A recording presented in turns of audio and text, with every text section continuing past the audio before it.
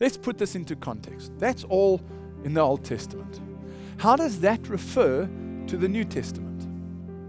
Well, like I showed you, the single entrance into the sanctuary or the tabernacle of God pointed towards Jesus Christ being the one way which we can attain salvation.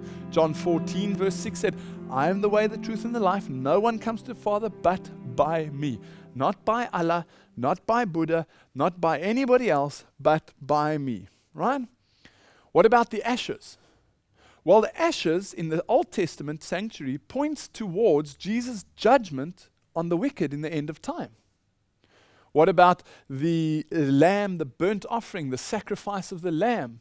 Well, the sacrifice of the lamb in the Old Testament points towards Jesus' death on our behalf in the New Testament. What about the high priest in the Old Testament sanctuary? Well, the high priest represents Jesus himself.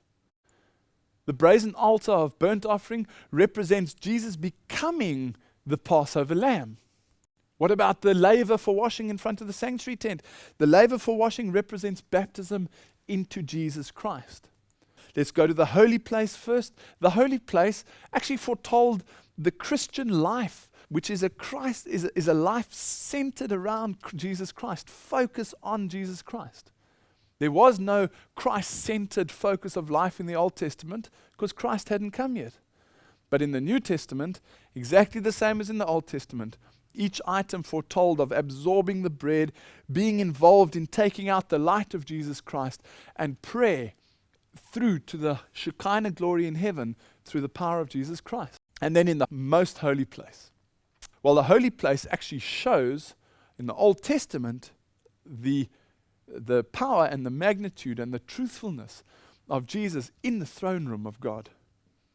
It's incredible to see that the Old Testament sanctuary, as was displayed in Moses' time and throughout history, is exactly the same as the gospel we have today. I mean, that in itself is just mind-boggling. The Old Testament sanctuary represents the New Testament gospel. And the same gospel that we have in the Old Testament is the same gospel as we have in the New Testament.